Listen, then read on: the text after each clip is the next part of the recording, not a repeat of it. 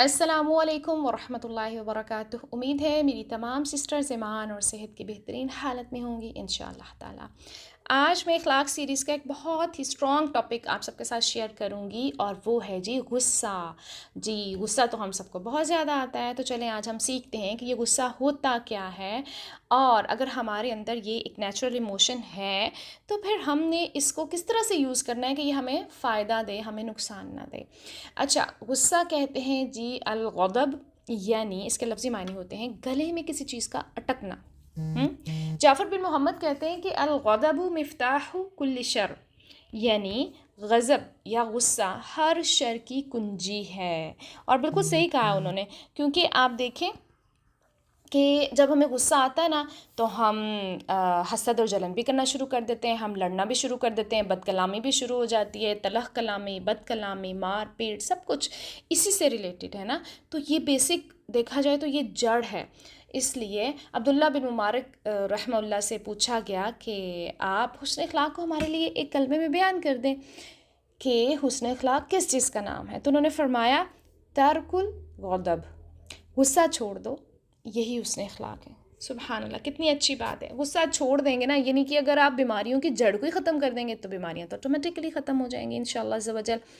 کیونکہ اللہ تعالیٰ نے نا ہر بندے کے اندر اپنے دین، اپنے ایمان، عزت و آبرو، خاندان، مال کے دفاع کے لیے ایک ایسی چیز رکھی ہے کہ جب بھی ان میں سے کسی ایک چیز کو کوئی بھی نقصان ہونے لگتا ہے نا تو انسان فوری طور پر غصے میں آ جاتا ہے، ٹھیک ہے، اور اپنی اس قیمتی چیز کا نقصان تو وہ برداشت ہی نہیں کر سکتا۔ دیکھیں نا، آپ کا دین ہو، اس میں کوئی تنقید کر رہا ہو اور کوئی آپ کو دین کے کام سے روک رہا ہو تو آپ کو کتنا غصہ آتا ہے۔ آپ کا ایمان کسی وجہ سے چلا جائے، مطلب اگر آپ کسی سے لڑنا نہیں چاہ رہے ہیں، کنٹرول کر رہے ہیں، لیکن دوسرا بندہ آپ کو پمپ کر رہا ہے، آپ کو ایسی ٹونٹنگ باتیں کر رہا ہے کہ آپ اینڈ پہ غصے پہ آ ہی جاتے ہیں، اور آپ کو لگتا ہے کہ آپ نے بہت کچھ غلط کہہ دیا اور آپ کا ایمان خراب ہو گیا، تو کتنا غصہ آتا ہے۔ آپ کو اس چیز کا غصہ کم، آپ کو اپنے ایمان خراب ہونے کا غصہ بہت زیادہ آتا ہے۔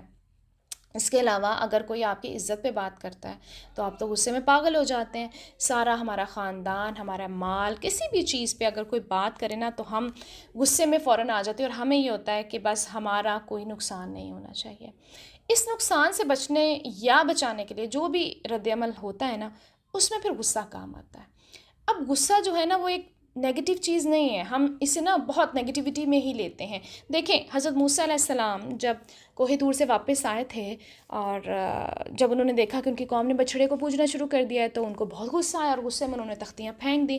لیکن پھر جب ان کا غصہ جاتا رہا، قرآن میں ہے یہ، اور جب ان کا غصہ جاتا رہا تو پھر کیا کیا، انہوں نے وہ تختیاں اٹھائیں۔ تو حضرت موسیٰ علیہ السلام کو بھی تو غصہ آیا نا، وہ اللہ کے رسول تھے، لیکن پھر بھی ان کو غصہ آیا، لیکن انہوں نے کیا کیا، بعد میں اس کو کنٹرول کیا۔ تو مومن کا غصہ کرنا حق ہے، لیکن اب ہمیں یہ پتہ ہونا چاہیے کہ ہم نے کہاں غصہ کرنا ہے، کتنا غصہ کرنا ہے۔ اللہ تعالیٰ نے کسی مقصد کے تحت ہمارے اندر غصہ رکھا ہے نا، لیکن یہ بے حد ضروری ہے کہ انسان اس کا استعمال درست جگہ پر کرے اور درست طریقے پر کرے۔ تو اب اصل سیکھنے کی ضرورت یہ ہے کہ غصہ کب کرنا ہے، یعنی کب ہم نے کسی سے ناراض ہونا ہے، کہاں ناراض ہونا ہے، کتنا ناراض ہونا ہے، اور کیسے ناراض ہونا ہے، اور زائد از ضرورت غصہ کیسے اپنے اندر سے دور کرنا ہے۔ اپنے ساتھ ایک ہوگی نا جنگ جو ہم نے لڑنی ہے۔ کیونکہ اکثر جو غصہ آتا ہے نا اس کے عموماً وجوہات کیا ہوتی ہیں، یہی ہوتی ہے نا کہ میری مرضی کے خلاف یہ کام ہو گیا، یا مجھے کسی نے کچھ کہہ دیا تو میری عزت میں کمی آ گئی، مجھے فلاں بندہ تنقید بہت کرتا ہے، میرا مذاق بہت اڑایا گیا، یا کسی نے میری بات نہیں سنی۔ مطلب یہ ایک مین ٹاپکس ہمارے ہوتے ہیں جب ہمیں بہت زیادہ غصہ آتا ہے۔ خود کو بڑی چیز سمجھنا یا اپنے آپ کو بہت زیادہ اہمیت دینا نا، ایسے موقعوں پر بھی ہمیں غصہ جو ہوتا ہے نا وہ بہت زیادہ آتا ہے۔ تو اب ہم دیکھتے ہیں کہ اللہ تعالیٰ قرآن پاک میں جب متقین کی صفات بیان کر رہے ہیں تو وہ کیا فرماتے ہیں، وہ فرماتے ہیں وَالْكَاظِمِينَ الْغَيْظَ وَالْعَافِينَ عَنِ النَّاسِ۔ اللہ تعالیٰ کا ارشاد ہے، اور غصہ پی جانے والے اور لوگوں سے درگزر کرنے والے۔ تو آپ کو اگر غصہ آ رہا ہے نا تو غصہ پی جائیں اور درگزر کر لیں۔ کیونکہ غصے کا جو گھونٹ ہے نا جو پیتا ہے انسان، وہ اللہ کو بڑا پسند ہے۔ ہم ایک حدیث دیتے ہیں، رسول اللہ صلی اللہ علیہ وسلم نے فرمایا، کسی بندے نے اللہ تعالیٰ کے نزدیک غصے کے گھونٹ سے بڑھ کر اجر والا کوئی گھونٹ نہیں پیا جس کو وہ اللہ تعالیٰ کی رضامندی حاصل کرنے کے لیے پی جاتا ہے. سبحان اللہ. تو جب اللہ کی رضا حاصل کرنے کے لیے ہم غصے کو پی جاتے ہیں نا تو ہی ہمیں اجر بھی ملتا ہے، اور تو ہی ہمارے معاملات جو ہے نا وہ سیٹ بھی ہوتے ہیں آگے. کیونکہ اگر ہم اپنی انا کو آگے رکھیں اور ہم دوسروں پہ احسان جتاتے رہیں نا بار بار کہ ہم نے اس ٹائم تمہیں کچھ نہیں کہا حالانکہ تم نے یہ کیا تھا وہ کیا تھا، تو پھر آپ کے کنٹرول کرنے کا کیا فائدہ؟ پھر آپ نے اللہ کی رضا کے لیے تو نہیں کیا نا، پھر تو آپ نے احسان جتانے کے لیے کیا. تو اگر آپ نے کنٹرول کر لیا ہے تو احسان جتا کر اسے ضائع مت کریں. اس کے علاوہ رسول اللہ صلی اللہ علیہ وسلم نے فرمایا کہ جو شخص غصے کو روکے حالانکہ اسے اپنا غصہ نکالنے کا اختیار ہو، تو قیامت کے دن اللہ تعالیٰ اس کو تمام لوگوں کے سامنے بلا کر فرمائے گا جس حور عین کو تو چاہے پسند کر لے. سبحان اللہ. تو یہ حوریں تو سب کو ہی چاہیے نا، اگر چاہیے تو پھر ہمیں غصے کو کنٹرول کرنا چاہیے. اور غصہ وہیں پہ کنٹرول کرنا چاہیے جہاں پہ ہمیں پتہ ہو کہ ہمارا اختیار ہے، ہم کر سکتے ہیں. جیسے اکثر ہمارے بڑے ہوتے ہیں نا، تو بڑوں کے سامنے تو ہم ویسے ہی نہیں بول سکتے، اس ٹائم تو ہماری مجبوری ہوتی ہے اس کو کنٹرول کرنا. لیکن جب ہم سے عہدے میں چھوٹے لوگ یا ایج میں چھوٹے لوگ ہمارے سامنے کھڑے ہوتے ہیں نا، ان سے کوئی غلط کام ہو جائے تو پھر ہم اپنے غصے کا لیول چیک کریں ذرا کہ ہمارا غصہ کیسا ہوتا ہے. تو وہاں پر ہی ہمیں غصہ پینے کا حکم دیا گیا ہے. سیدنا ابن عباس رضی اللہ تعالیٰ عنہ سے روایت ہے کہ نبی اکرم صلی اللہ علیہ وسلم نے فرمایا، سکھاؤ اور آسانی کرو اور تنگی نہ کرو، اور جب تم میں سے کسی کو غصہ آئے تو اسے چاہیے خاموش رہے. تو یہ تو اتنا پیارا علاج بتا دیا اللہ کے نبی حضرت محمد صلی اللہ علیہ وسلم نے کہ جب بھی آپ کو غصہ آئے تو خاموش ہو جائے. بہت مشکل کام ہے، آئی نو، لیکن ہم نے کیا کرنا ہے، ہم نے کوشش کرنی ہے نا. ہم سے تو کوشش مانگی ہے. یقیناً جب ہم سچے دل سے کوشش کریں گے تو اللہ تعالیٰ ہمارے لیے آسانیاں بھی کریں گے اور ہمیں اس کا اجر عظیم بھی عطا فرمائیں گے انشاءاللہ. اس کے علاوہ کچھ ایسی دعائیں ہیں جو ہم سب کو یاد کرنی چاہیے. جب بھی آپ کو لگے کہ غصہ اب حد سے زیادہ ہو رہا ہے، کنٹرول نہیں ہو رہا، فوراً وہ دعائیں آپ پڑھنے شروع کر دیں.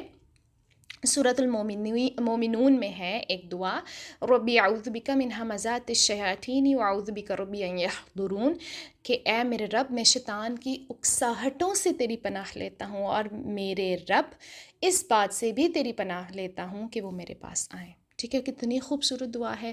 تو اس لیے ہمیں یہ دعا مانگنی چاہیے.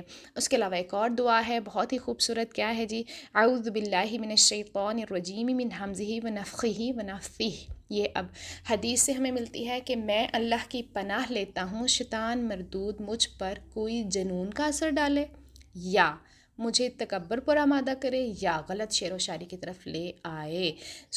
یہ دعا بہت بہت زیادہ ہمیں مانگنے کی ضرورت ہے. تو ان دعاؤں کو یاد کرنا ہے. اور اس کے علاوہ اب آپ نے کرنا کہ آپ نے جائزہ لینا ہے اپنا کہ وہ کون سی باتیں جو آپ کو غصہ دلانے کا باعث بنتی ہیں، اور انہیں روکنے کے لیے اب آپ نے کیا کیا کرنا ہے. آپ کو کافی حد تک سمجھ آ گیا ہوگا. پہلے تو آپ دیکھیں اپنے حالات کو کہ یہاں پر میں غصہ کروں گی نا تو حالات بہتر ہو جائیں گے، اور یہاں پہ میں غصہ کروں گی تو حالات خراب ہو جائیں گے. ہمیں نا اپنے غصے کو ہم یہ کر ہی نہیں سکتے نا کہ ہم کہیں کہ ہمارے اندر سے یہ ایموشن ہی ختم ہو جائے. یہ نیچرل ایموشن ہے، اس کا یوزج بس ہم نے صحیح کرنا. بالکل ایسی جیسے پیسہ بذات خود بری چیز نہیں ہوتی، لیکن پیسے کا ہم استعمال ایسی غلط چیزوں پر کرتے ہیں کہ اکثر دیکھنے والوں کو لگتا ہے کہ یہ جو بڑا امیر نظر آ رہا نا یہ تو ہو گئی خراب، کیونکہ ہم نے تصویر ہی ایسی دکھائی ہے نا لوگوں کو. اس لیے غصہ ایک جذبہ ہے اللہ تعالیٰ نے ہمارے دلوں میں ڈالا ہے. اب ہم نے اس کا صحیح استعمال کر کے اس کو پازیٹیو رکھنا ہے، اس کو نیگیٹیوٹی کی طرف ہم نے نہیں لے کر جانا. تو بس ہم سب اپنے اپنے حالات دیکھیں، اپنے غصے کو قابو میں رکھیں. اللہ تعالیٰ ہم سب کی مدد فرمائے. جزاکم اللہ خیراً کثیرا.